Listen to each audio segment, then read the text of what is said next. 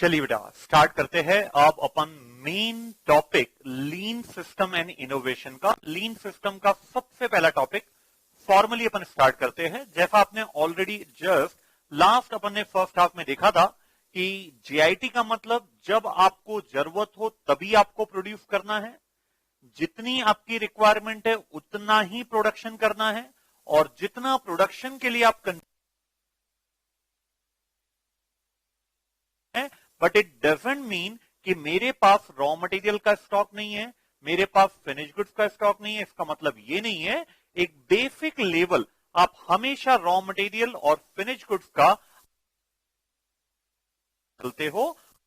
आपके लिए minimum level है, वही आपके लिए मैक्सिमम लेवल है, वही आपके लिए रीऑर्डर लेवल है। और कम होता है परचेज करते हो या प्रोड्यूस करते हो, लेकिन कभी भी बिना डिमांड के ना तो आप प्रोडक्शन करते हो ना ही आप रॉ मटेरियल का परचेज करते हो। That is the basic funda behind the just in time system founded by the Taiichi Ohno, father of Toyota production system. अब अपन जो पढ़ रहे बेटा ये थोड़ा सा एग्जाम ओरिएंटेड ज्यादा है। यहां पे हो सकता है बहुत सारी सिचुएशन में आपको ये मिले कि जीआईटी का मतलब no inventory of raw material, no inventory of finish goods. मजबूरी है as a CA final student, हमें वो एक्सेप्ट करना पड़ेगा, लेकिन प्रैक्टिकली जो मैंने आपको बताया हूं basic raw material, basic finish good stock हमारे पास होता है, वही हमारे लिए मिनिमम मैक्सिमम रीऑर्डर लेवल होता है। तो let's start formally this lean system with the very first topic just in time system. क्या क्या पढ़ना है बेटा पहले जस्ट इन टाइम सिस्टम में? पहले मैं आपको एक बार गाइड कर दूं। सबसे पहले इनिशियल 5 to 10 मिनट्स अपन इसकी डेफिनेशन पढ़ेंगे कि जीआईटी जो है वो परचेज के लिए लगता है रॉ मटेरियल के लिए, कि या प्रोडक्शन के लिए लगता है, या हम दोनों के लिए लगा सकते हैं।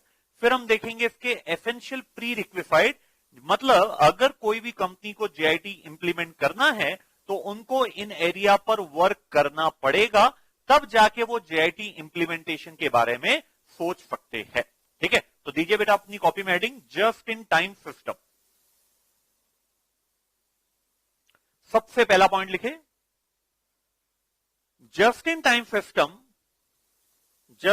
system will work on pull system. Just in time system will work on pull system.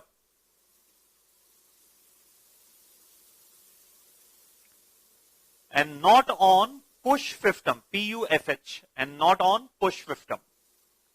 It will always work on pull system. पुल का मतलब है जब तक डिमांड क्रिएट नहीं होती है, actual demand not the expected demand, जब एक्चुअल डिमांड क्रिएट नहीं होती है तब नहीं करेंगे। जितना डिमांड पुल होगी उतना ही हम करेंगे। ये होता है पुल सिस्टम का मतलब। तो JIT works on pull system. Second point लिखे बेटा, JIT can be applied for raw material only, known as JIT purchase. JIT can be applied for raw material only, known as JIT purchase, or for finished goods only, known as JIT production, or both.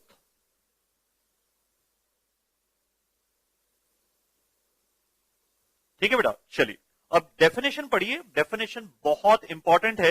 ये CIMA chartered institute of management accountant के द्वारा definition दी गई है। सब कुछ इस definition में आ जाता है इन अ नटशेल कि व्हाट इज जीआईटी सिस्टम। ध्यान से पढ़िएगा, मैं हूं पेज नंबर 80 में।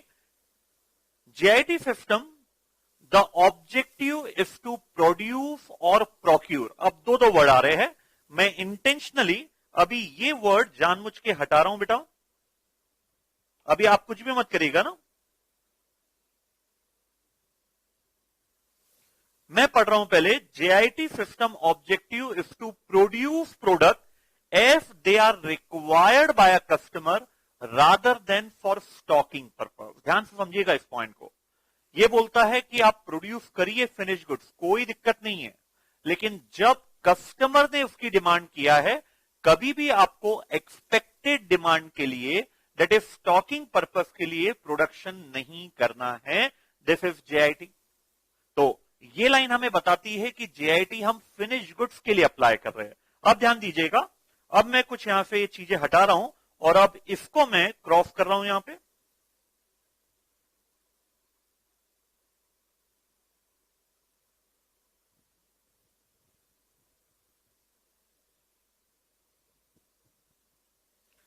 JIT system objective is to procure components. You can call component as raw material supply.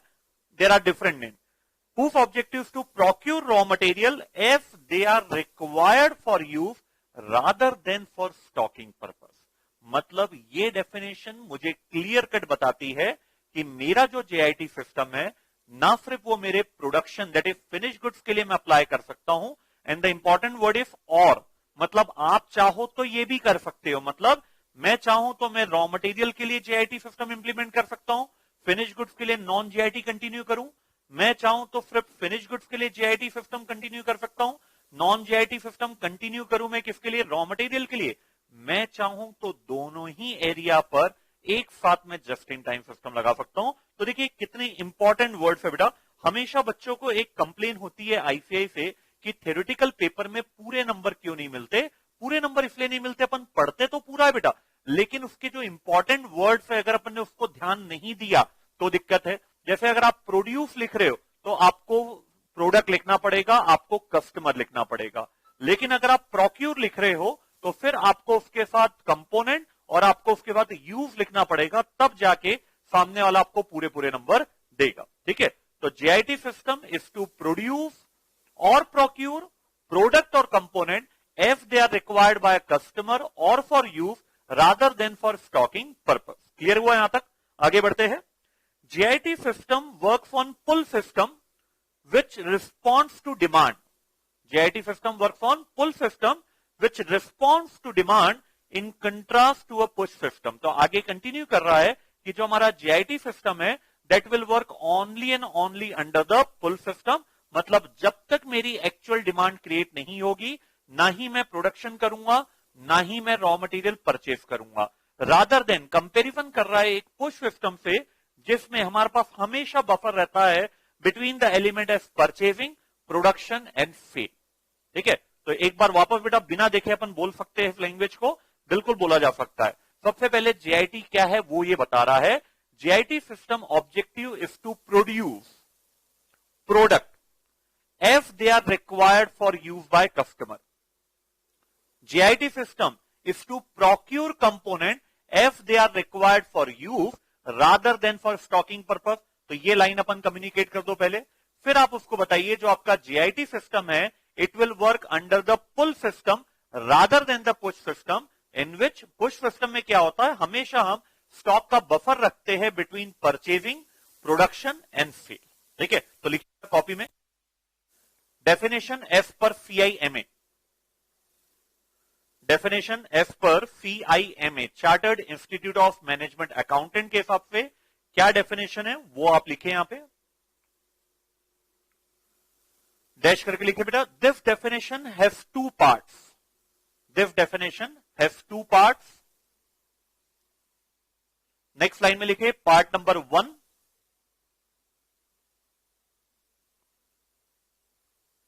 the objective is to procure component if they are required for use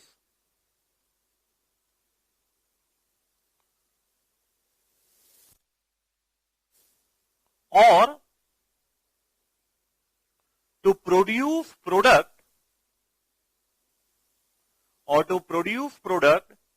if they are required by customer, or to produce product if they are required by customer rather than for stocking purpose, rather than for stocking purpose। ये हुआ इसका पहला part. Second part लिखिए part number 2, part number 2, JIT works on pull system JIT works on pull system, comma, which respond to actual demand. Underline कीजिएगा, which respond to actual demand rather than the push system,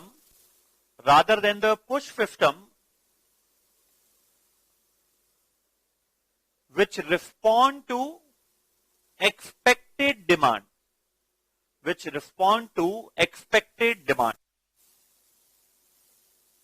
तो बहुत important definition थी. जब भी आपको JIT पूछेगा बेटा, ये डेफिनेशन आपको एज इट इज प्रोड्यूस करना है. टेक्निकल डेफिनेशन है, टेक्निकल वर्ड के साथ आपको इसको रिप्रोड्यूस करना है. ठीक है, चलिए अब अपन आगे बढ़ते हैं. इसमें ये समझाया बेटा पुश मॉडल क्या होता है, पुल मॉडल क्या होता है, ऑलरेडी अपन ने डिस्कस कर लिया है. अब एक बहुत इसमें सब टॉपिक इंपॉर्टेंट सब टॉपिक चालू करते हैं अपन, and that is what are the pre installation of JIT system. मतलब किन किन एरिया पर हमें वर्क करना पड़े ताकि हम JIT को इंप्लीमेंट कर पाए. ये JIT इंप्लीमेंट करने की प्री रिक्विसाइट है, उसके पहले हेडिंग दीजिए आप अपनी कॉपी में, pre requisite for successful installation of JIT. Pre requisite for successful installation of JIT. इसमें लिखे बेटा आप ब्रैकेट में हिंदी में लिखे, JIT इंप्लीमेंट करने से पहले कॉमा हमें किन किन एरिया पर वर्क करना पड़ेगा. JIT इंप्लीमेंट करने से पहले हमें किन किन एरिया पर वर्क करना पड़ेगा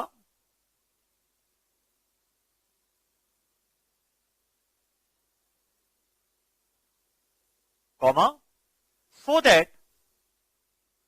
that हम सक्सेस JIT इंप्लीमेंट कर पाए, हम सक्सेसफुली JIT इंप्लीमेंट कर पाए.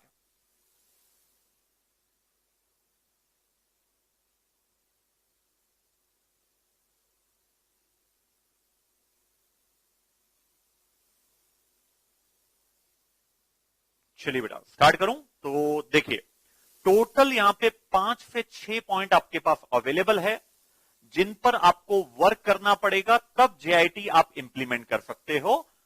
सबसे पहला पॉइंट है सप्लायर के साथ आपको क्या क्या डील करना पड़ेगा, ऐसे सप्लायर आपके वेंडर लिस्ट में होना चाहिए, ये अपन डिस्कशन करेंगे. सेकेंड डिस्कशन हमें करना है यहाँ पे सेटअप टाइम से रिलेटेड, मशीन के सेटअप टाइम से रिलेटेड. थर्ड डिस्कशन हम करेंगे मशीन में कोऑर्डिनेशन किस प्रकार से होना चाहिए जब भी डिमांड आपकी पुल होगी. नेक्स्ट और बहुत इंपॉर्टेंट पॉइंट वर्कफोर्स डेवलपमेंट. आपको ह्यूमन को किस प्रकार से एम्पावर्ड करना पड़ेगा ताकि वो JIT सिस्टम के लिए रेडी हो जाए, स्किलफुल हो जाए. फिर कुछ वेरिएंस और कुछ अकाउंटिंग सिस्टम में आपको थोड़े चेंजेस लाने पड़ेंगे, तब जाके आप सक्सेसफुली JIT को इंप्लीमेंट कर पाएंगे. तो एक के नीचे एक पॉइंट लिखे बेटा, फिर डिटेल तो आपके नोट्स में बहुत अच्छे से एक्सप्लेन है. अपन चाहेंगे वहां पे अपन समय अपना बचाएंगे, वो चीज अपन ना लिख के वो सीधा नोट से अपन पढ़ेंगे. सबसे पहला लिखे आप, the following area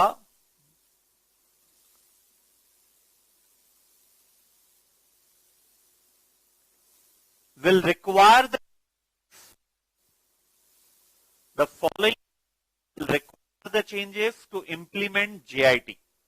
The following area will require the changes to implement JIT.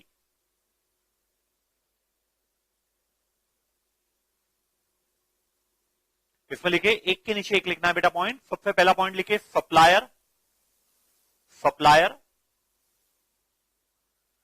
Second point लिखे setup time. Supplier, setup time. Third point लिखे बेटा नेक्स्ट लाइन में, एक एक लाइन में लिखिएगा coordination among machines. Point coordination among machines.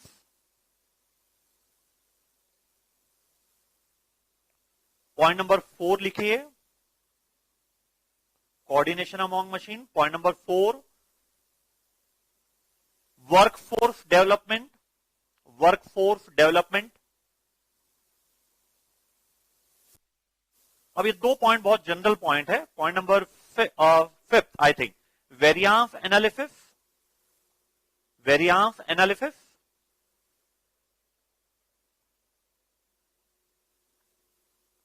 And the last point, point number 6 is accounting system.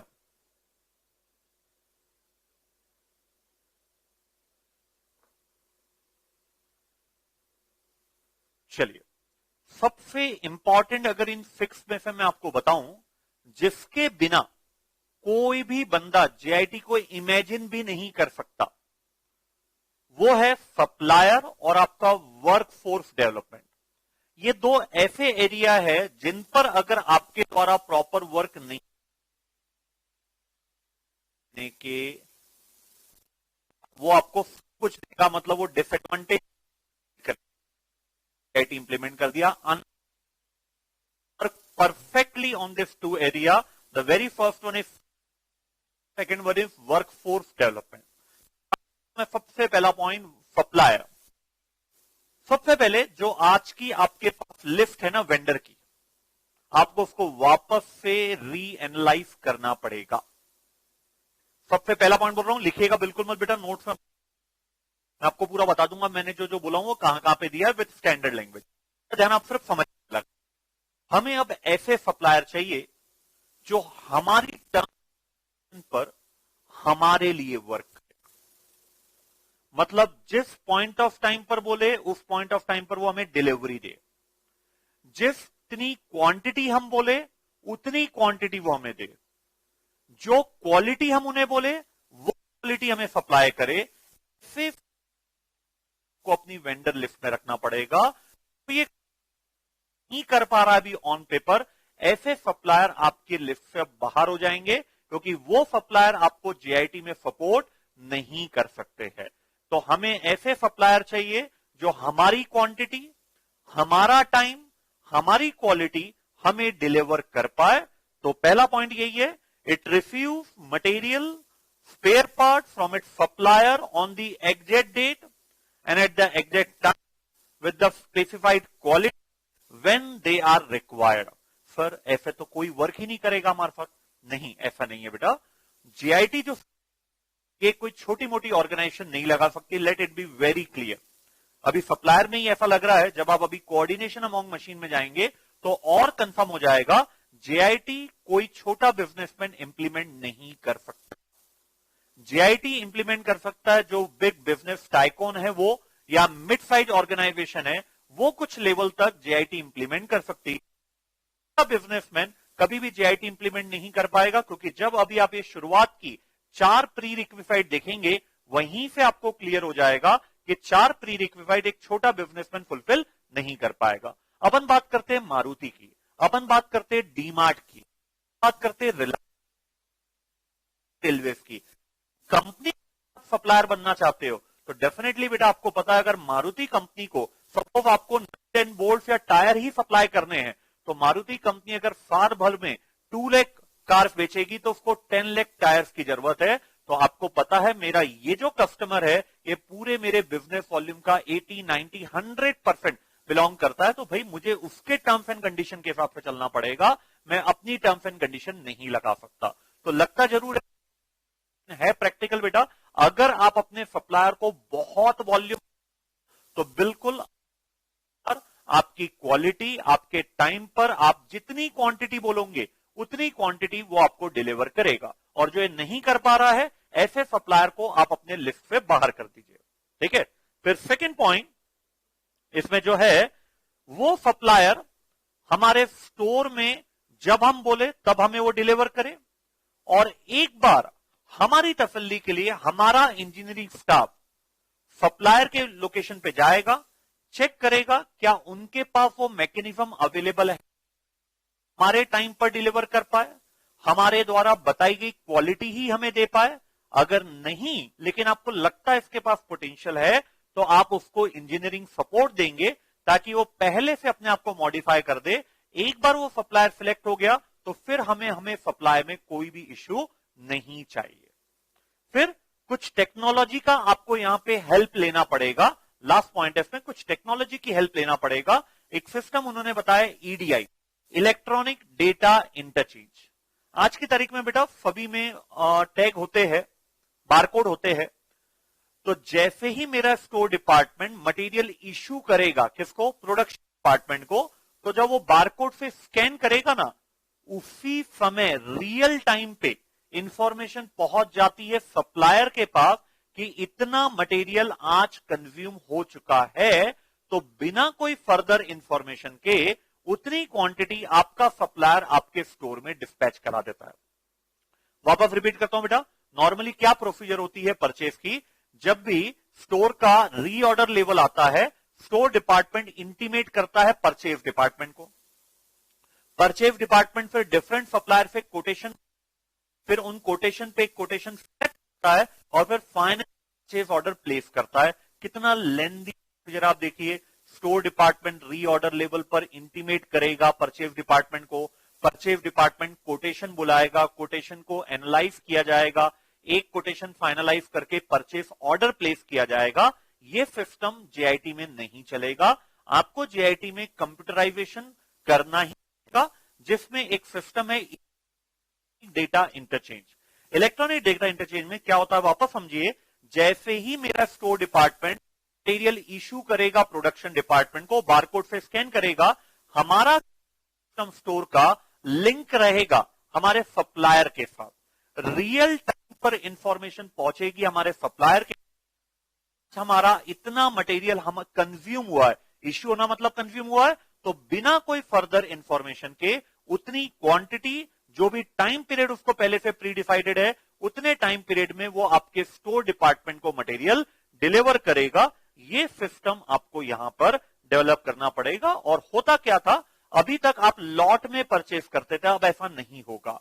आपको अगर 50 क्वांटिटी चाहिए तो सप्लायर आपको आज 50 क्वांटिटी डिलीवर करेगा। आपको आज 200 क्वांटिटी चाहिए तो वो 200 क्वांटिटी डिलीवर करेगा। दूसरे शब्दों में जेआईटी में ऑर्डर साइज का मतलब एक बार में हम कितनी क्वांटिटी ऑर्डर करते हैं। जेआईटी में ऑर्डर साइज कभी भी फिक्स नहीं होता है, यह डेली बेसिस पर चेंज होगा, हर परचेस ऑर्डर पर चेंज होगा जो ईडीआई के थ्रू जाएगा। कभी वो स्मॉल क्वांटिटी भी हो सकती है, कभी वो लार्ज क्वांटिटी भी हो सकती है, डिपेंडिंग कितनी डिमांड पुल हुई है, उस डिमांड के प्रोडक्शन के लिए हमें कितना कंजम्पशन ऑफ रॉ मटेरियल करना है। तो let's recall all the point बेटा सप्लायर का। पहली बात, हमें ऐसे सप्लायर चाहिए जो हमारी टर्म्स है हमारे टाइम पर, हमारी दूसरी टर्म्स है हमारी क्वालिटी, तीसरी कंडीशन है हमारी क्वांटिटी। ये तीनों चीजें जो फुलफिल करे वही हमारी लिस्ट पे रहेगा, बाकी तो बाहर कर दीजिए। फिर आप अपना इंजीनियरिंग स्टाफ भेजिए इन सप्लायर के पास जहां पर आपको डाउट है कि क्या वो ये तीनों कंडीशन फुलफिल कर पाएंगे। ऑन पेपर तो उन्होंने बोला है, तो अगर आपको उनके पास पोटेंशियल है तो इंप्रूवमेंट की कोई गुंजाइश है तो आप वहां पे इंप्रूवमेंट कराइए अपने इंजीनियरिंग स्टाफ के द्वारा। एंड लास्ट, ये जो परचेज डिपार्टमेंट के थ्रू अब परचेज ऑर्डर प्लेस होते थे, गॉन आर द डेज, वो नॉन जेआईटी में अभी भी चलता है। जेआईटी में आपको आपके स्टोर डिपार्टमेंट के कंप्यूटर सिस्टम को लिंक करना पड़ेगा सप्लायर के कंप्यूटर सिस्टम के साथ, कि जैसे ही स्टोर डिपार्टमेंट ने रॉ मटेरियल इश्यू किया वो बारकोड में आ जाएगा। तो जैसे ही इश्यू किया, रियल टाइम पर इंफॉर्मेशन मिल जाए हमारे सप्लायर को कि भैया इतना मटेरियल यहां पे आज कंज्यूम, तो हमें इतनी यूनिट डिलीवर करना है। यही कंसेप्ट ताइची उन्होंने सुपर अपने टोयोटा प्रोडक्शन सिस्टम में लगाया था, और आज वो लीडर है इस सिस्टम में, लीन सिस्टम की अगर अपन बात करेंगे तो। ठीक है बेटा, चलिए मैं आपको 2 मिनट्स देता हूं। पेज नंबर 81 निकालिए। पेज नंबर 81 में ये जो चीजें आपको दिया है सप्लायर के बारे में, एक बार बहुत अच्छे से पढ़ लीजिए। आपको कुछ अपनी लैंग्वेज में लिखना है तो वो भी लिख दीजिए, फिर अपन आगे बढ़ेंगे। कोई जल्दी नहीं है बेटा, स्टेप बाय स्टेप चलना है। बहुत इंपॉर्टेंट कंसेप्ट है, जस्ट इन टाइम। इवन जब आपके कंसेप्ट हो जाएंगे थ्योरेटिकल कंसेप्ट, तो प्रैक्टिकल भी जब आप देखेंगे तो इसमें अच्छा खासा लेवल है। तो मेहनत करना है and with the proper dedicated way. तो मैं 2 मिनट्स देता हूं आपको। इन 2 मिनट्स में आप एक बार पेज नंबर 81 में जो सप्लायर का पॉइंट है उसको एक बार रीड आउट कीजिए बेटा।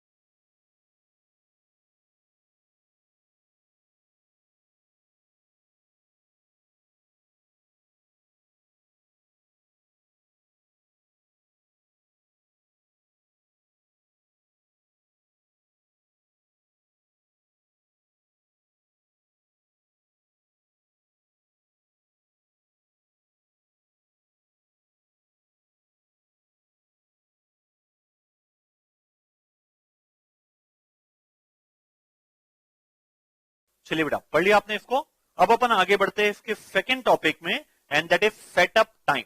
ठीक है, सेटअप टाइम, पहले तो सेटअप टाइम क्या होता है आपको एक्सप्लेन करना पड़ेगा। एक बार ये फंडा आया था जब अपन ने स्टार्ट किया था, लेकिन बहुत पुरानी बात हो चुकी है, मुझे लगता है भूल चुके होंगे, तो बनता है वापस से रिवाइज करने का।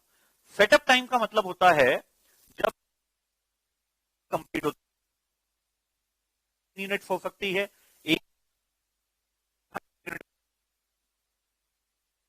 कंप्लीट होती है, और जब आप दूसरी बैच स्टार्ट करते हो तो इन दोनों बैच के बीच में जो आप नेसेसरी फॉर्मेलिटीज करते हो अपनी मशीन में, that is known as setup time. एक बैच के कंप्लीट होने पर जब दूसरी बैच करते हो तो जो आप फॉर्मेलिटीज करते हो मशीन पे, that will be a setup time. एक बेस्ट को चैप्टर नंबर 10 में भी दिया था, यहां पे भी वो एग्जांपल देना चाहूंगा, और वो है एयरलाइंस का। इंदौर से मुंबई वो प्लेन लैंड किया, मान के चलिए 10 लैंड किया है, उसी प्लेन को वापस मुंबई के लिए टेक ऑफ करना है, लेकिन आपको पता है वो तुरंत 10 बजे टेक ऑफ नहीं कर सकता।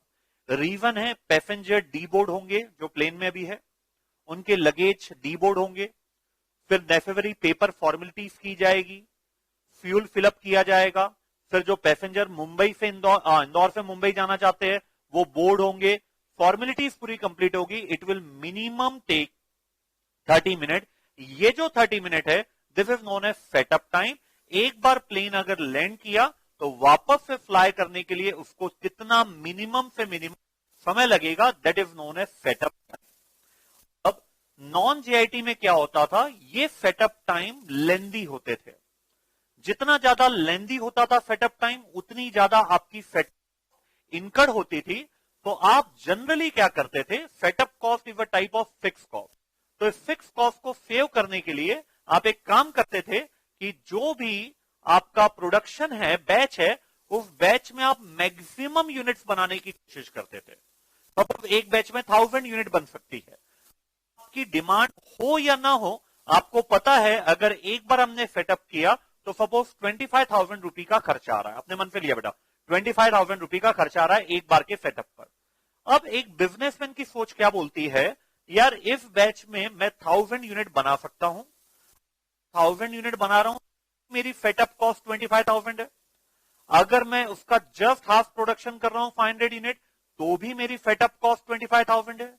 मैं कम प्रोडक्शन कर रहा हूं बैच में, तो भी मेरी सेटअप कॉस्ट 25,000 है। तो उसकी कोशिश क्या होती थी, उस बैच में ज्यादा से ज्यादा यूनिट बना लेना, ताकि सेटअप कॉस्ट टोटल में तो सेम रहेगी, लेकिन पर यूनिट में वो रिड्यूस हो जाएगी। अगर 25,000 डिवाइडेड बाय 1000 यूनिट बनाऊंगा, मेरी सेटअप कॉस्ट कम आएगी।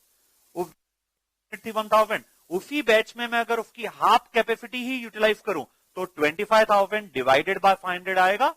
तो नॉन जेआईटी में बंदे की सोच होती थी कि यार अपन एक्सपेक्टेड डिमांड के लिए बना ही रहे ना, तो जब भी हम प्रोडक्शन करेंगे तो हम उस बैच में मैक्सिमम यूनिट बनाने की कोशिश करेंगे।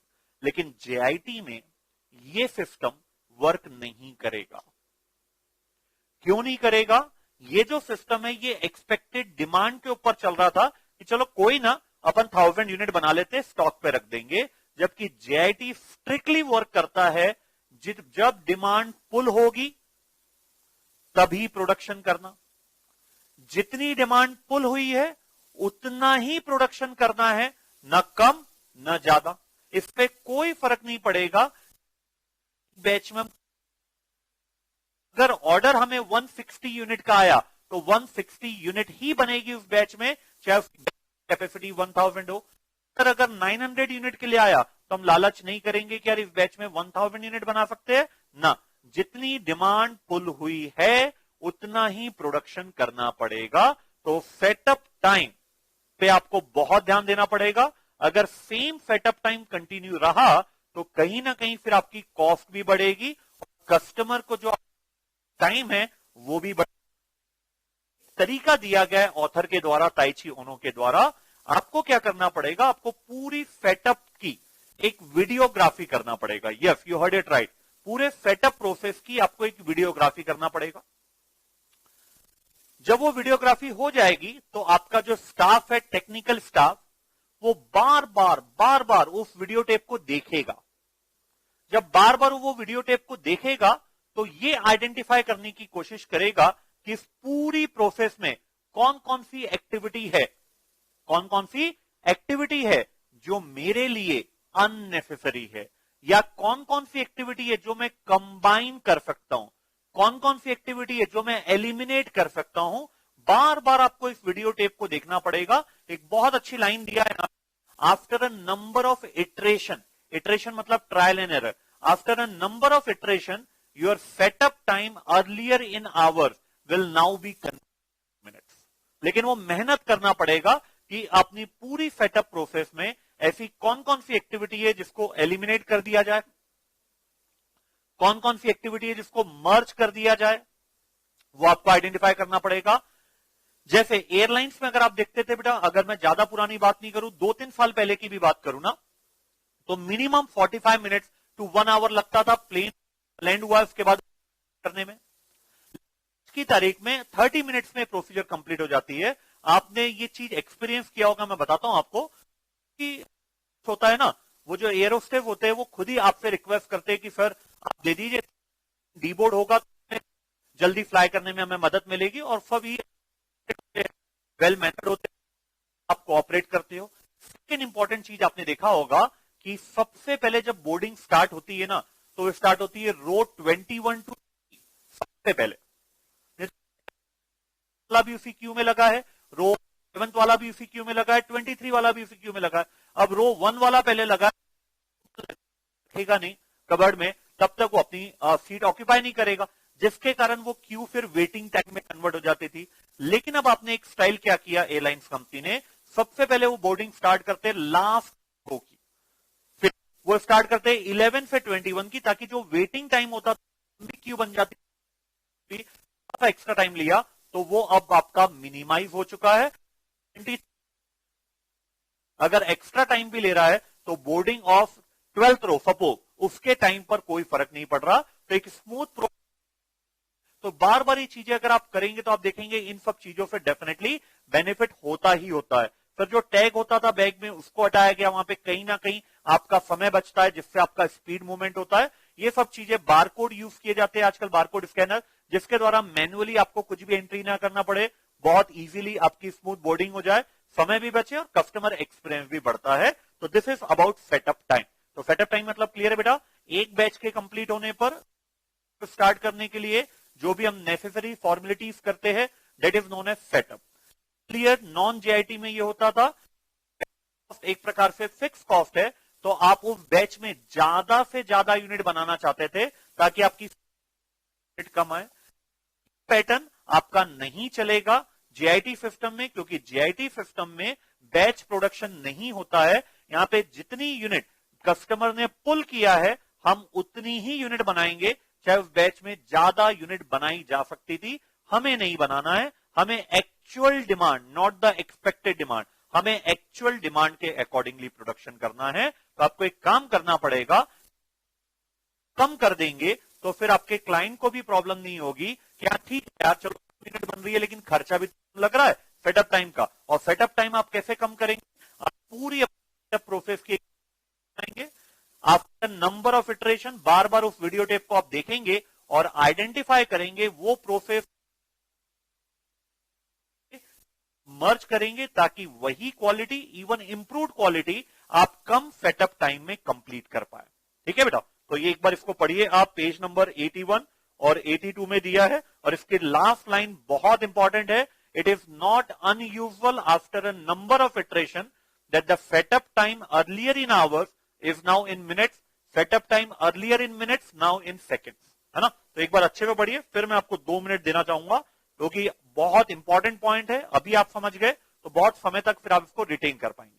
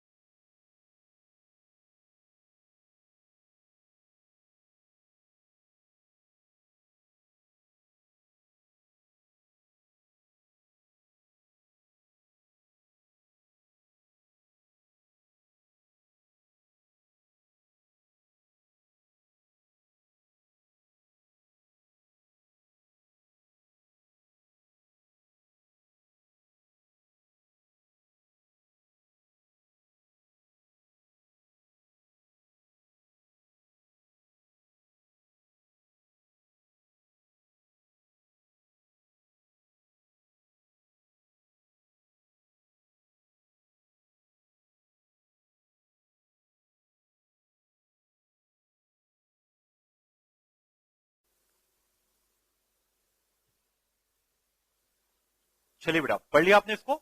अब अपन बढ़ते हैं third point, and that is coordination among machine.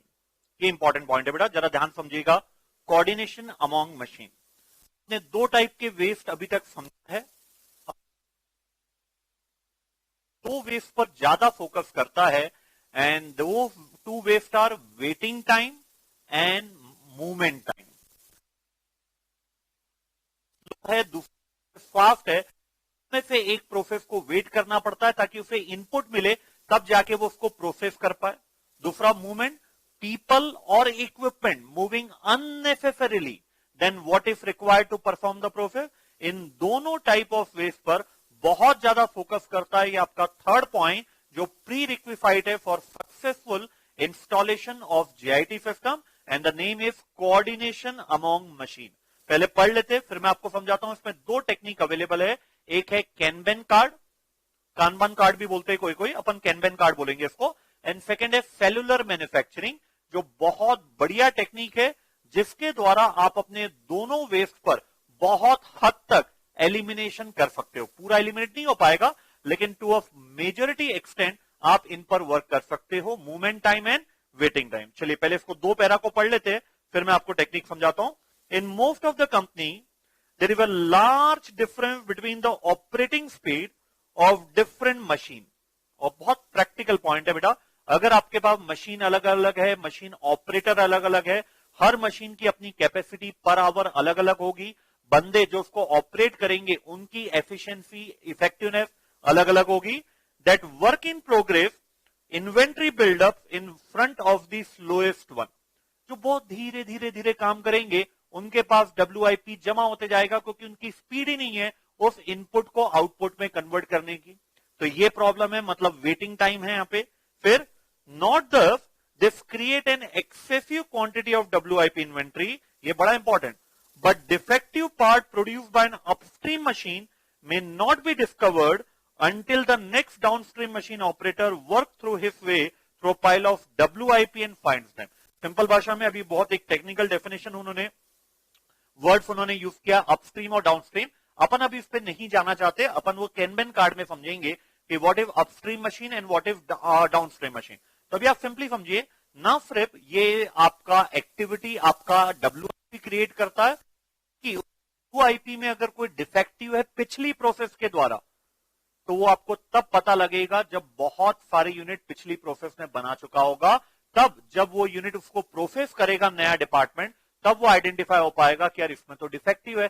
जब तक बहुत सारी यूनिट बनाई जा चुकी होगी लास्ट प्रोसेस के द्वारा। तो कोऑर्डिनेशन अमॉन्ग मशीन्स होना चाहिए। दो टेक्निक अवेलेबल है जिसके द्वारा आप अपना वेटिंग टाइम और मूवमेंट टाइम को एलिमिनेट करने की कोशिश करते हो। In the process of elimination, complete elimination तो नहीं होगा इन दोनों प्रोसेस के भी द्वारा, लेकिन कंफर्म है बहुत इफेक्टिवली आप उसको कर पाएंगे। पहली टेक्निक का नाम है कैनबन कार्ड। कैनबन कार्ड एक जैपनीज टर्म है, जिसमें कैन का मतलब होता है विजुअल और बैन का मतलब होता है कार्ड। तो एक कार्ड यू कैन सी, अगर अपन इसको इंग्लिश में ट्रांसलेट करें जैपनीज लैंग्वेज को, जो कैनबन कार्ड है, कार्ड यू कैन सी, एक कैनबन कार्ड की टेक्निक आप इंप्लीमेंट करेंगे ताकि WIP कंप्लीटली एलिमिनेट हो जाए। वर्ड को ध्यान सुनना, मैंने मिनिमाइज नहीं बोला, WIP इन्वेंट्री कंप्लीटली एलिमिनेट हो जाएगा इस कैनबन कार्ड से। क्या है कैनबन कार्ड? अगेन ताइची उन्होंने दिया है। ये जो 3 लाइन की इसकी डेफिनेशन है, यही सबसे इंपॉर्टेंट डेफिनेशन है इसकी, है ना।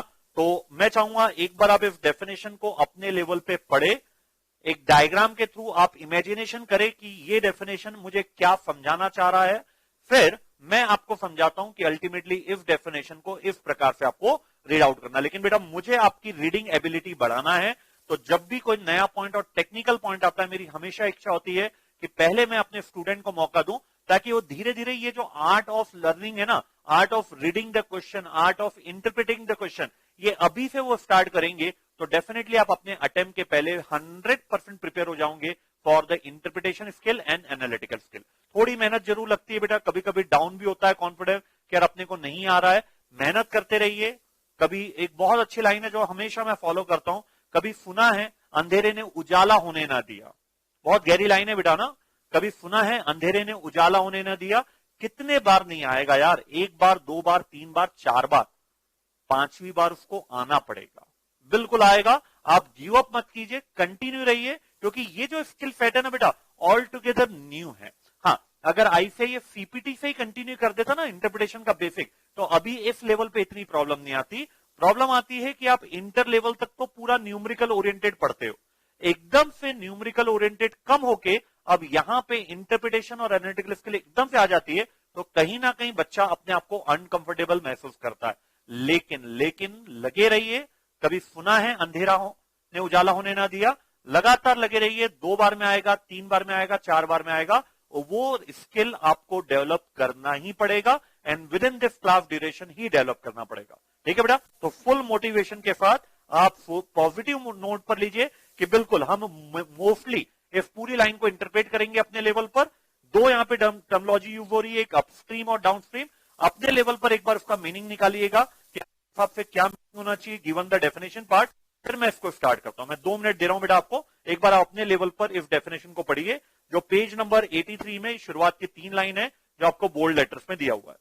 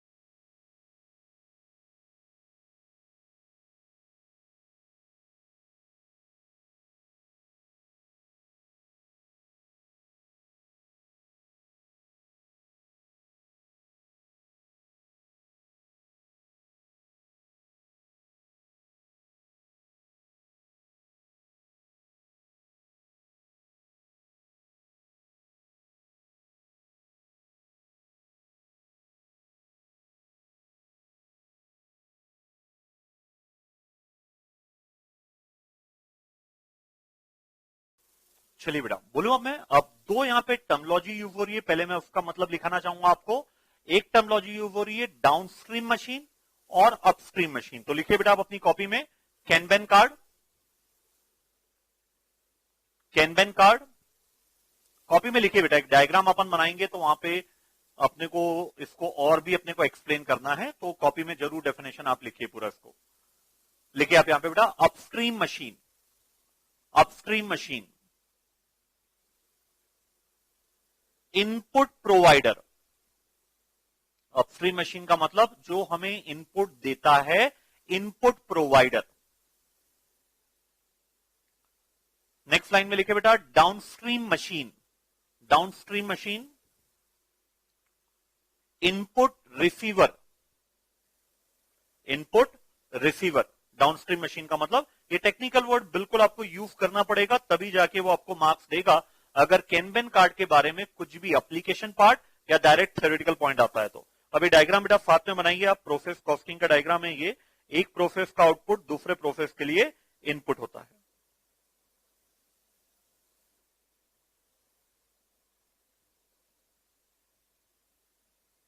मशीन 1,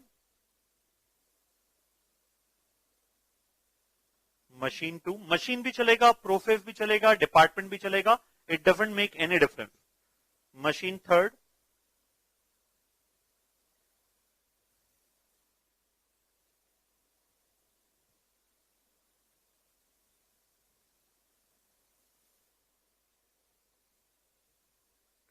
मशीन 3 का आउटपुट, मशीन 1 का आउटपुट मशीन 2 के लिए इनपुट है,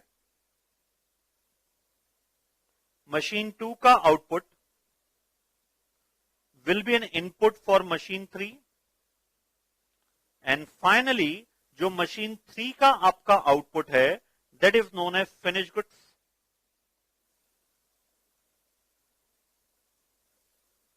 तो सबसे पहले एक काम करते हैं, अपन अपस्ट्रीम मशीन और डाउनस्ट्रीम मशीन जान लेते हैं, उसके बाद डिस्कस करेंगे what do you mean by kanban card.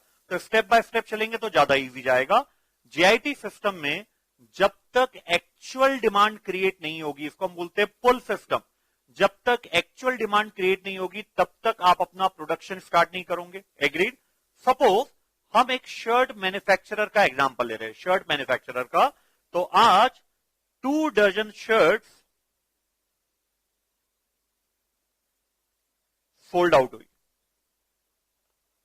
तो पहले जरा बताइए, मैं जानना चाहता हूं वो अभी भी आपको कंसेप्ट याद है या भूल चुके हैं. आज कस्टमर ने 2 डजन शर्ट है और आपका जेआईटी सिस्टम इंप्लीमेंटेड है, ऑलरेडी जेआईटी सिस्टम इंप्लीमेंटेड है. क्या ये शर्ट हैंड टू हैंड आप अपने कस्टमर को डिलीवर कर पाए होंगे? आपने जेआईटी सिस्टम ऑलरेडी इंप्लीमेंट करके रखा है बेटा. यस. जेआईटी सिस्टम का मतलब वापस मैं रिपीट कर दूं, zero inventory of raw material, zero inventory of finish goods ऐसा नहीं है. कुछ बेसिक इन्वेंट्री, कुछ बेसिक फिनिश गुड्स की क्वांटिटी आप हमेशा स्टॉक में रखोगे, क्योंकि कस्टमर जब भी डिमांड करेगा बिना वेटिंग टाइम के उसको आपको करना पड़ेगा, नहीं तो वो आपके कॉम्पिटिटर के पास शिफ्ट हो जाएगा. 2 डजन शर्ट्स डेफिनेटली इससे ज्यादा ही हमारे पास स्टॉक में होगा. हमने ये 2 डजन शर्ट हाथ की हाथ हमारे कंज्यूमर को डिलीवर कर दिया. अब जो भी हमारा स्टॉक लेवल होता है जेआईटी में, वही हमारा मिनिमम लेवल होता है, वही हमारा मैक्सिमम लेवल होता है, वही हमारा रीऑर्डर लेवल होता है. तो कितनी डिमांड पुल हुई है? 2 डजन ऑफ शर्ट. तो कितनी शर्ट आज बनाई जाएगी? 2 डजन शर्ट्स बनाई जाएगी. तो एक काम करे, इसको मैं अगर नॉमेनक्लेचर देना चाहूं तो ये कटिंग डिपार्टमेंट, ये स्टिचिंग डिपार्टमेंट एंड ये है फिनिशिंग डिपार्टमेंट. तो फिनिशिंग डिपार्टमेंट को ऑर्डर आया कि भैया 2 वापस मैन्युफैक्चर दीजिए. इसके बाद रिक्वेस्ट आ गई फिनिशिंग डिपार्टमेंट के पास कि आपको 2 डजन शर्ट्स मैन्युफैक्चर करना है. मशीन 3 जब तक मैन्युफैक्चर नहीं कर पाएगा, जब तक उसे machine 2 that is stitching department से इनपुट ना मिले. तो अब ध्यान दीजिएगा, मशीन 3 इनपुट रिसीव करेगा. तो ये है, बहुत ध्यान समझिएगा बेटा, it is downstream machine 1. Downstream machine 1 इसलिए लिख रहा हूं क्योंकि यहां पे 1 एक से ज्यादा आपको डाउनस्ट्रीम मशीन मिलेगी. तो ये डाउनस्ट्रीम मशीन 1 है. तो डाउनस्ट्रीम मशीन के लिए ये अपस्ट्रीम मशीन है, क्योंकि फिनिशिंग डिपार्टमेंट को जो इनपुट चाहिए ये इनपुट मेरा स्टिचिंग डिपार्टमेंट देगा. तो input provider if upstream machine, input receiver if downstream machine. Clear है बेटा? फिर अब स्टिचिंग डिपार्टमेंट के पास एक नोटिफिकेशन आया कि भाई हमें शर्ट, स्टिचिंग डिपार्टमेंट तक वर्क नहीं कर पाएगा जब तक इसको कटिंग डिपार्टमेंट फैब्रिक कट ना करके दे. तो अब ये भी अपने आप में इनपुट रिसीवर भी है. मशीन 2 इनपुट रिसीव करेगा किससे? मशीन 1 से. तो अब ध्यान दीजिएगा, इसको मैं नाम दे रहा हूं अब डाउनस्ट्रीम मशीन 2. डाउनस्ट्रीम मशीन 2, इसको भी इनपुट चाहिए. किससे इनपुट चाहिए? Machine number 1 that is cutting department से. तो ये हमारे लिए कहलाएगा upstream number 2. So it is not necessary that single upstream or single downstream machine. There can be numerous upstream or downstream machine, and in our case, machine 2 will play a dual role. वो upstream machine है for finishing department, वो downstream machine है for machine 1 that is cutting department. अब क्या होगा? अब मैं कैनबेन card बता रहा हूं. Kanban card is a notification card. मैं चाहूंगा डेफिनेशन बेटा आप अपने सामने रखिए जो आपके नोट्स में है, और सुनते जाइए और देखते जाइए कैसे क्या लैंग्वेज को याद करना है, रिटेन करके रखना है. The kanban card is a notification card. एक कार्ड है जो नोटिफाई करेगा, इन्फॉर्म करेगा. Is a notification card that a downstream machine, वहां पे वर्ड है that a downstream machine sends to each machine that feed it parts. अब यहां पे बड़ा इंपॉर्टेंट वर्ड है, सेंड टू मशीन नहीं बोला है, वर्ड इंपॉर्टेंट है ईच मशीन। मतलब हो सकता है कोई एकाध डाउनस्ट्रीम मशीन को, इनपुट रिसीवर को एक जगह से इनपुट ना आके दो या दो से ज्यादा प्रोसेस से इनपुट आता है, की को इन्फॉर्म करेगा जहां जहां से उसको इनपुट चाहिए। तो वापस बोलिए, कैनबेन कार्ड एक नोटिफिकेशन कार्ड है जो कौन बनाता है, मशीन मतलब इनपुट रिसीवर। डाउनस्ट्रीम मशीन ये बना के किसको देता है, हर उस मशीन को जो उसको पार्ट्स देते हैं, मतलब इनपुट प्रोवाइडर को। दूसरे शब्दों में अपस्ट्रीम मशीन को ऑथराइजिंग, ध्यान दीजिएगा अब यहां पे वर्ड है authorizing just enough component, authorizing the production of just enough component to fulfil the production requirement. जिस भी बंदे को ये कैनबेन कार्ड मिलेगा, अब उसके पास ऑथोरिटी आ जाती है कि बस आपको प्रोडक्शन स्टार्ट कर देना है, ही प्रोडक्शन करना है जितना कैनबेन कार्ड में मेंशन है। तो वापस एक बार बोलेंगे बेटा, तब जाके टेक्निकल डेफिनेशन रिटेन होगी। It is a notification card. कौन बनाता है, डाउनस्ट्रीम के अपस्ट्रीम मशीन। किसको देता है, अपस्ट्रीम मशीन को। एक ही होगा कि अपस्ट्रीम मशीन, नहीं, एक से ज्यादा हो, इसलिए यहां पे एक बहुत बहुत इंपॉर्टेंट वर्ड है ईच अपस्ट्रीम मशीन। क्या करेगा ये अपस्ट्रीम मशीन, इसका अपस्ट्रीम मशीन को जब कैनबेन कार्ड मिल जाता है, नोटिफिकेशन कार्ड मिल जाता है, तो उसके पास ऑथोरिटी आ जाती है कि अब आप प्रोडक्शन कर सकते हो। दूसरे शब्दों में, जब तक आपके पास कैनबेन कार्ड नहीं है तब तक आप प्रोडक्शन नहीं करेंगे। कैनबेन कार्ड में लिखा है जस्ट वर्ड, जस्ट इनफ, इतना ही आप प्रोडक्शन करेंगे। यहां तक डेफिनेशन खत्म नहीं हुई, यहां तक खत्म हो जाती मतलब आपकी पूरी प्रोसेस में एक डाउनस्ट्रीम मशीन होगी और एक अपस्ट्रीम मशीन होगी। लेकिन आगे वाली लाइन आपको बताती है कि प्रोसेस कंटिन्यूअस है, being authorised in turn by the next machine further downstream. अब फिर जो नेक्स्ट मशीन डाउनस्ट्रीम है वो प्रोसेस इनिशिएट करेगी अपने अपस्ट्रीम मशीन को, उसको ऑथराइज करेगी कि आप हमें प्रोडक्शन करके दीजिए जितना कैनबेन है। बड़ा एडवांटेज है बेटा, कोई भी प्रोसेस, कोई भी डिपार्टमेंट अब WIP जनरेट नहीं करेगा। जितनी रिक्वायरमेंट आई है उतनी ही रिक्वायरमेंट उस कैनबेन कार्ड में जो मेंशन है वही प्रोडक्शन किया जाएगा, ना उससे कम से ज्यादा। क्या आप अपनी कॉपी में definition of kanban card.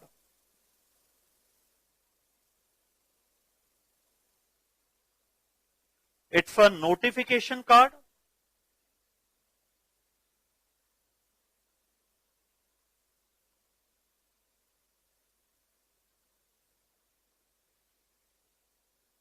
Second line में लिखेगा prepared by downstream machine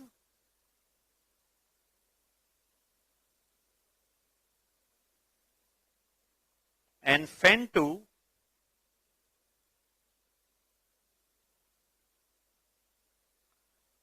each upstream machine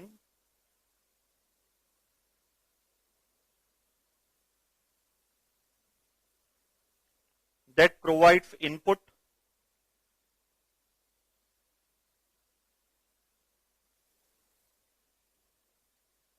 which authorize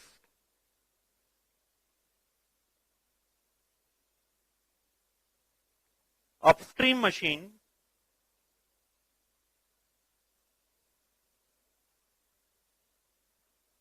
to start production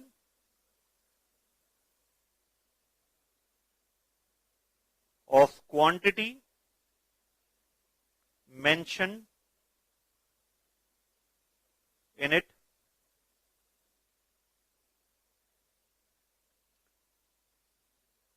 process continues for next machine further downstream।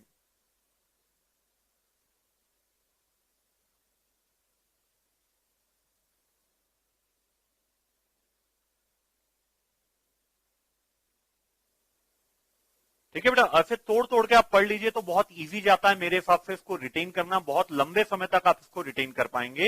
It's a notification card prepared by downstream machine, sends to each upstream machine that feed it parts, which authorizes the upstream machine to start production and the quantity mentioned in it and in turn authorized by the next machine further downstream. Next भी important word है बेटा, ये continuity वाली आपको procedure बताता है. इससे जो WIP आपकी इन्वेंट्री है that will be completely eliminated, उसका नामो निशान रहेगा ही नहीं. जितनी डिमांड पुल हुई है उतना ही प्रोडक्शन किया जाएगा. और कैनबेन कार्ड और भी स्ट्रिक्ट कर देता है कि आपको WIP जमा नहीं करना है, चाहे आपकी कैपेसिटी कितनी भी ज्यादा हो, उससे हमें मतलब नहीं है. आपको ओवर टाइम करना है कभी कभी तो आप ओवर टाइम करना पड़ेगा, लेकिन ये क्वांटिटी आपको इतने समय में हमें मैन्युफैक्चर करके देना ही देना है. तो अपन टॉपिक पढ़ रहे बेटा, प्री रिक्विफाइड फॉर सक्सेसफुल इंप्लीमेंटेशन. उसमें सबसे पहला पढ़ा सप्लायर, पढ़ा सेटअप टाइम, तीसरा अपन पढ़ रहे coordination among machine. Coordination among machine में पहला टॉपिक अपन ने कंप्लीट किया है एंड दैट इज कैनबेन कार्ड. अब सेकंड टॉपिक एक बहुत अच्छा टॉपिक है जिसका नाम है सेलुलर मैन्युफैक्चरिंग, और कोई कोई ऑथर इसे यू शेप मैन्युफैक्चरिंग भी बोला जाता है. देखिए क्या होता है ये, जरा ध्यान दीजिए आप. Second topic U shape manufacturing, cellular manufacturing और वर्किंग सेल. कैनबेन कार्ड जो था वो टेक्निकल था थोड़ा उसकी डेफिनेशन, जबकि जो यू शेप मैन्युफैक्चरिंग की लैंग्वेज आपके स्टडी मटेरियल में दिया है और वही लैंग्वेज मैंने आपके नोट्स में कट कॉपी पेस्ट किया हूं, बहुत इजी लैंग्वेज है. इसके साथ अगर आप ये डायग्राम को समझेंगे ना बेटा तो it's very easy for you to understand what do you mean by working layout, what do you mean by cellular manufacturing. बहुत इजी जाएगा. दो डायग्राम मैंने दिया हूं, जानबूझकर प्रोसेस सेम रखा हूं.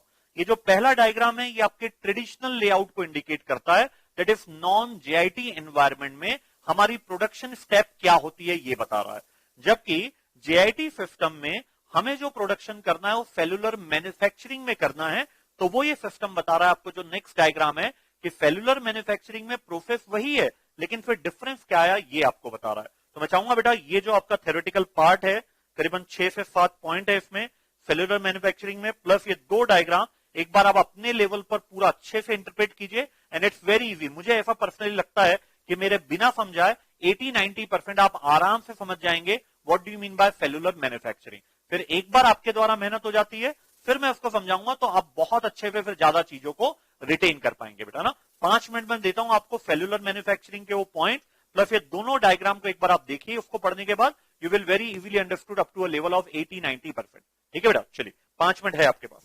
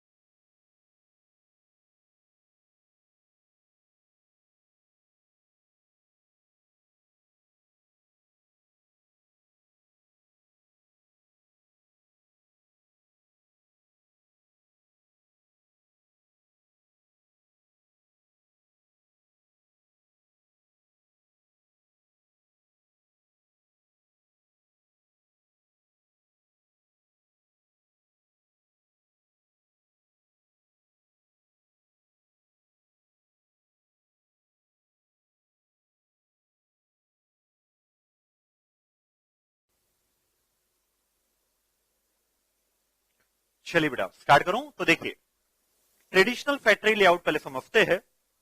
अपने पास टोटल ऐसे 5 डिपार्टमेंट है।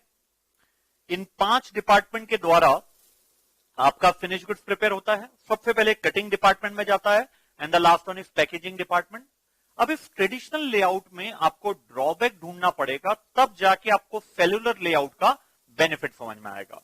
प्रॉब्लम यह है हमारे पास अलग अलग डिपार्टमेंट है जो स्पेशलाइज वर्क करते हैं।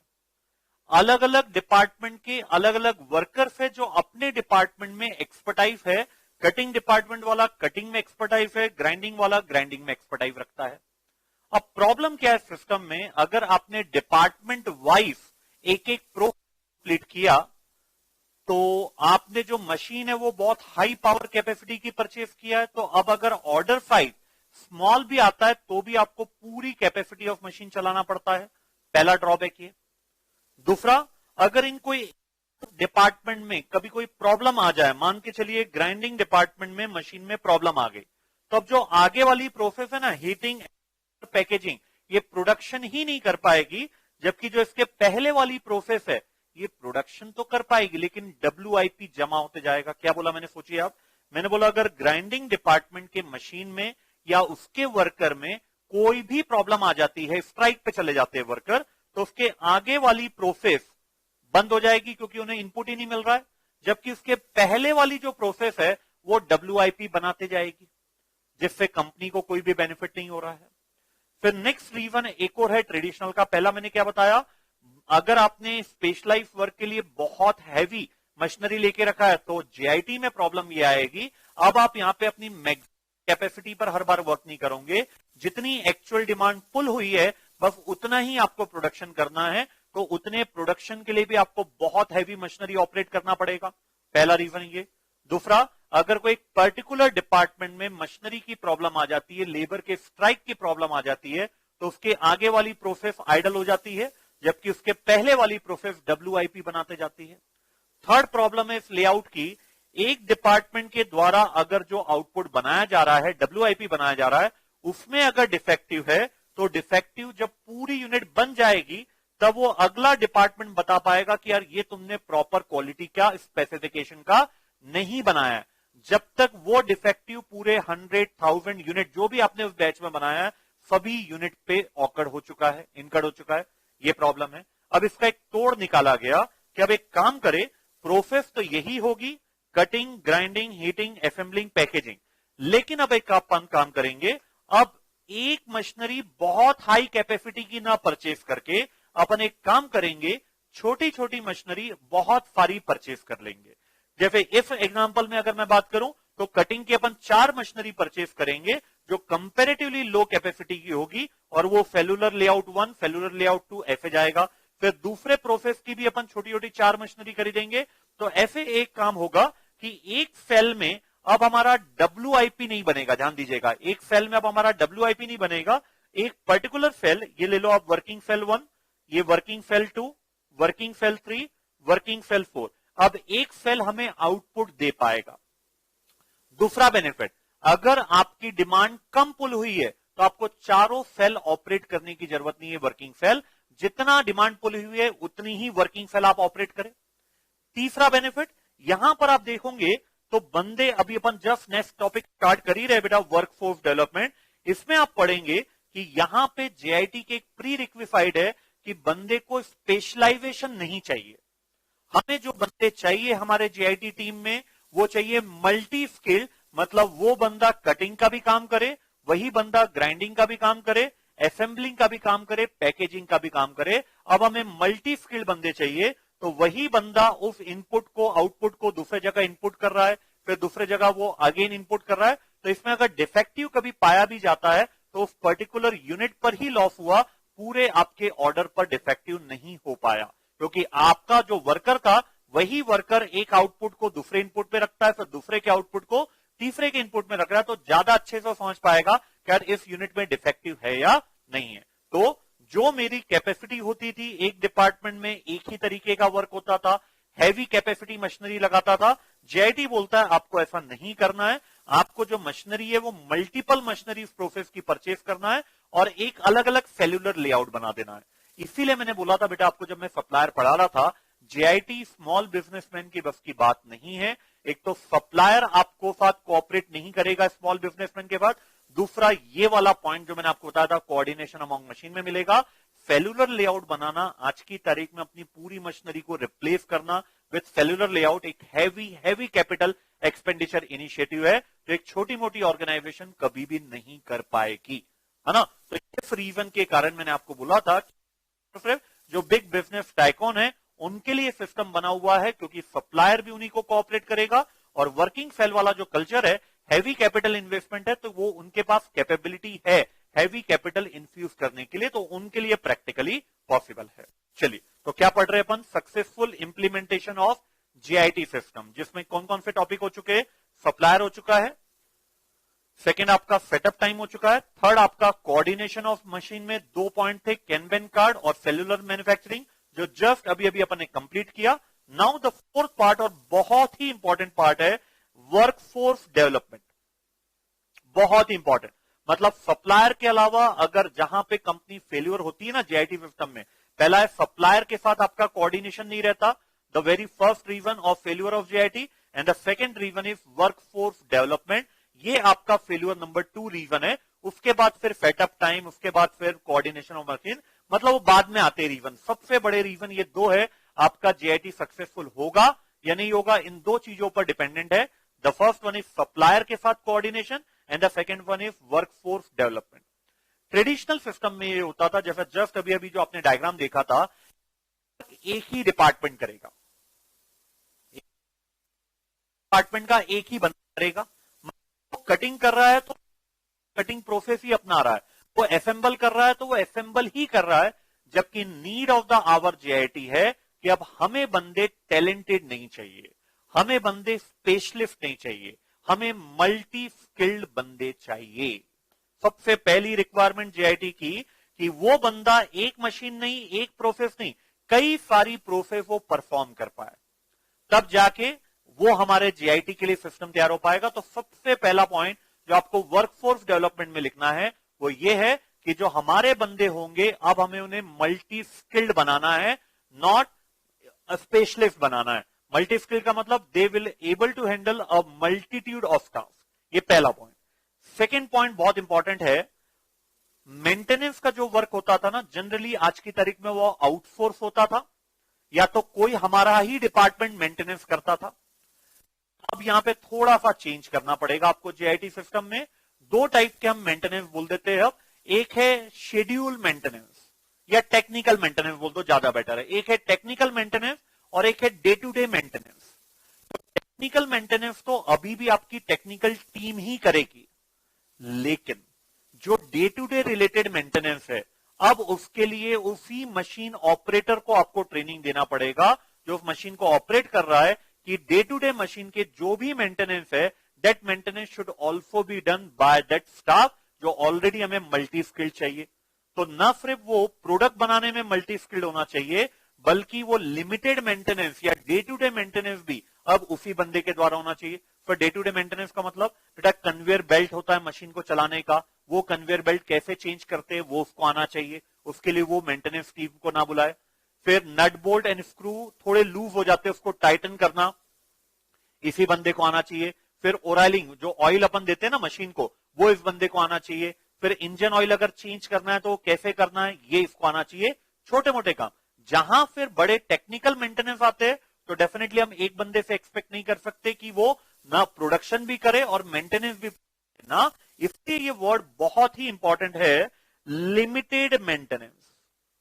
मेंटेनेंस नहीं बोला उसने, लिमिटेड मेंटेनेंस बोला है।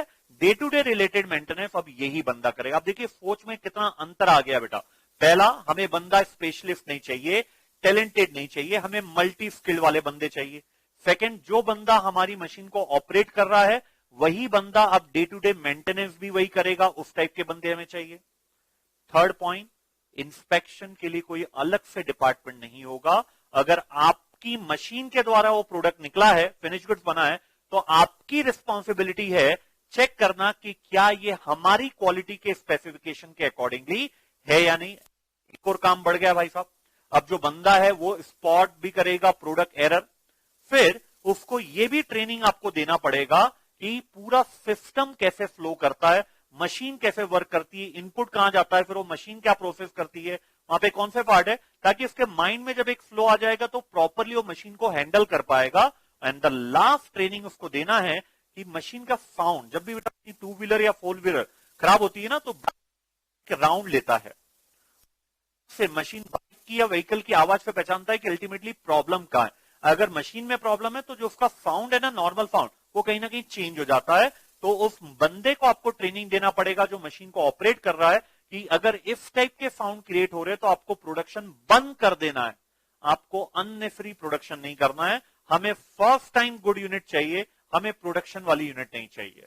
तो उसको यह भी ट्रेनिंग देना पड़ेगा कि मशीन में अगर कोई प्रॉब्लम है तो इस टाइप की नॉइज आती है, ये प्रॉब्लम है, तो अगर वो टेक्निकल टीम का काम है तो आप अपना प्रोडक्शन होल्ड कर दो। ठीक है बेटा, तो बहुत इंपॉर्टेंट पॉइंट है। सप्लायर के बाद वर्कफोर्स डेवलपमेंट का, हमें बंदे अब टैलेंटेड नहीं चाहिए, बोलिए हमें बंदे मल्टी स्किल्ड चाहिए। मतलब वही बंदा डिफरेंट मशीन के द्वारा मुझे फिनिश गुड्स दे पाए, अब WIP नहीं। Second point, maintenance. कौन सा maintenance? Limited maintenance, day to day maintenance की ट्रेनिंग भी अब हमें उसी बंदे को देना है।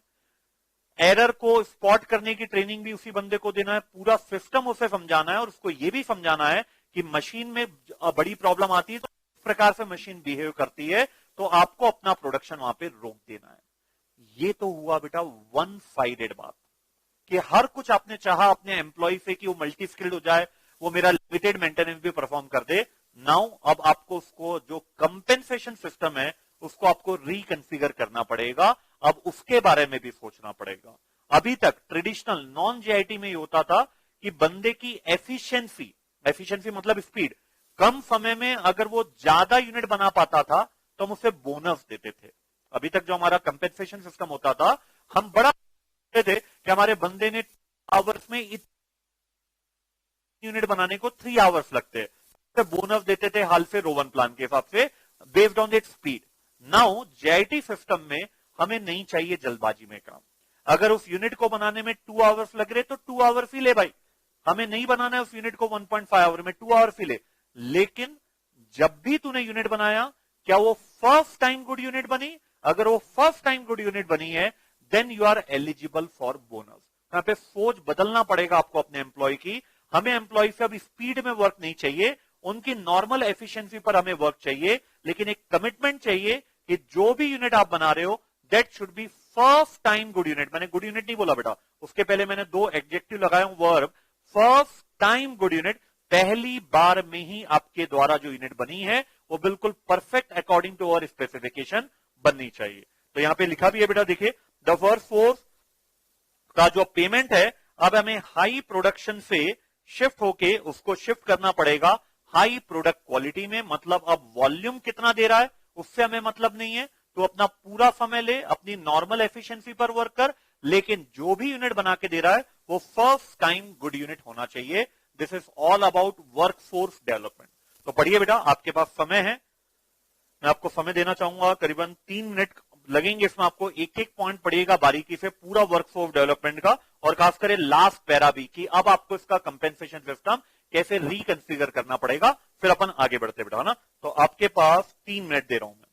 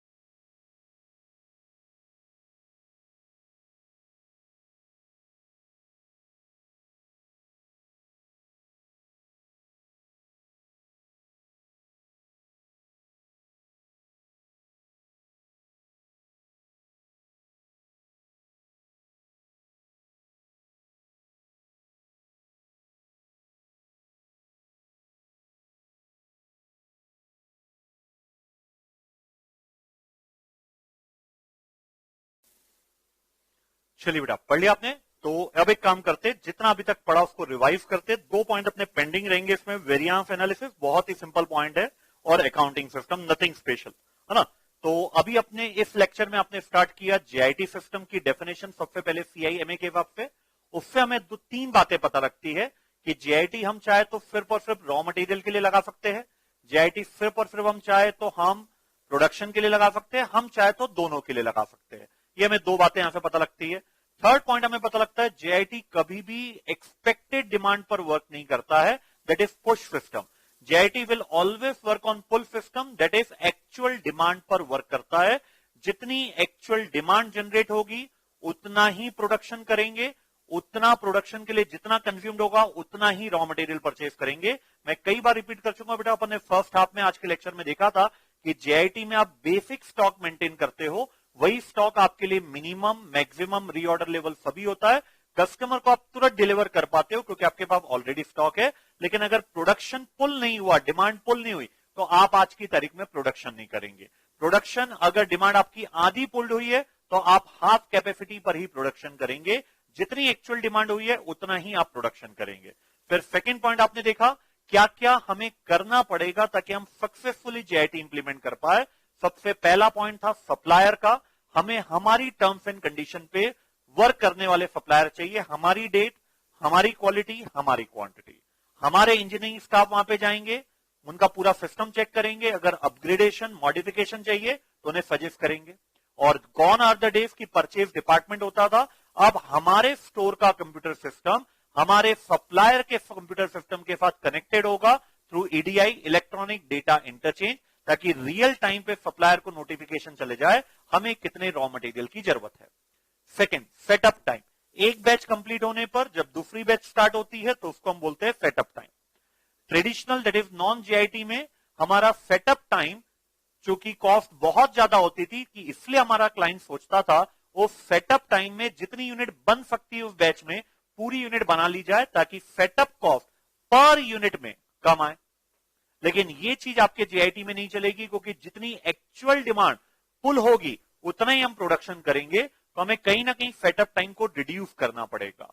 अब सवाल उठता है कैसे रिड्यूस करेंगे? हम एक वीडियोग्राफी करेंगे, उस वीडियोग्राफी को हमारी टीम बार बार देखेगी, लगाएगी कौन सी प्रोसेस को हम एलिमिनेट कर सकते हैं, कौन सी प्रोसेस को हम मर्ज कर सकते हैं ताकि सेटअप टाइम को हम रिड्यूस कर पाए। मैंने आपको एग्जांपल दिया था एयरलाइंस का। यहां पे थर्ड पॉइंट आपने डिस्कस किया कोऑर्डिनेशन अमॉन्ग मशीन, जिसमें 2 पॉइंट थे, kanban card and cellular manufacturing. Kanban card में 2 टेक्निकल वर्ड्स यूज होते हैं, अपस्ट्रीम मशीन और डाउनस्ट्रीम मशीन। अपस्ट्रीम मशीन का मतलब है इनपुट प्रोवाइडर, डाउनस्ट्रीम मशीन का मतलब इनपुट रिसीवर। तो एक नोटिफिकेशन कार्ड है कैनबेन कार्ड जो बनाता है डाउनस्ट्रीम मशीन और देता है अपनी हर अपस्ट्रीम मशीन को जो उसको इनपुट देती है, जिससे अपस्ट्रीम मशीन को ऑथराइजेशन मिलता है कि अब आप वो प्रोडक्शन कर सकते हो जो कैनबेन कार्ड में मेंशन है। And being in process next machine further downstream, फिर ये प्रोसेस चलते जाती है। इसका सबसे बड़ा फायदा ये होता है कोई भी डिपार्टमेंट अब WIP नहीं बनाता है क्योंकि जितनी डिमांड आई है वो उतना ही बना रहा है, चाहे उसकी कैपेसिटी उससे ज्यादा हो तो भी उससे कोई फर्क नहीं पड़ेगा। सेकंड था सेलुलर लेआउट। बहुत बड़ी बड़ी मशीनरी हैवी पावर की नहीं परचेस करके अब वही वर्क हम छोटी छोटी मल्टीपल मशीनरी के द्वारा करेंगे। अब जो जो मशीनरी लगती है पूरा उसका एक सेट बना देंगे, उसको बोलेंगे हम वर्किंग सेल 1, फिर दूसरा सेट वर्किंग सेल 2, इस प्रकार से वर्क होगा। लास्ट आपने पढ़ा वर्कफोर्स डेवलपमेंट। हमें मल्टी स्किल्ड बंदे चाहिए, वही बंदे हमारे लिमिटेड मेंटेनेंस करेंगे, वही बंदे हमारे एरर को स्पॉट करेंगे, वही बंदे पूरे नेटवर्क फ्लो जो है उसको समझेगा वो बंदा, और उसको ये भी ट्रेनिंग दी जाएगी कि कब मशीनरी को हॉल्ट करना है, मतलब बंद करना है। अगर मशीन में ये नॉइज आ रहा है मतलब सीरियस प्रॉब्लम है, आप प्रोडक्शन रोक दीजिए। आपके विद इन है तो करिए, सुधारिए, नहीं तो टेक्निकल टीम का आप वेट कीजिए। चलिए बेटा बस इतना ही रखते हैं आज अपन, फिर अपन कल इस टॉपिक को और आगे बढ़ाएंगे। वेरिएंस एनालिसिस और अकाउंटिंग सिस्टम करना है, फिर इसके कुछ एडवांटेज और डिसएडवांटेज देखेंगे, और फिर बहुत इंटरेस्टिंग इसी का पार्ट चालू करेंगे न्यूमेरिकल पार्ट, जहां पे numerical ability plus application ability भी लगेगी, जहां पे न्यूमेरिकल नंबर्स के आधार पर अपन अपने क्लाइंट को सजेस्ट करेंगे क्या उन्हें जेआईटी में जाना चाहिए या नहीं जाना चाहिए। ठीक है बेटा, चलिए, thank you, thanks a lot. तो आज के आनंद की जय।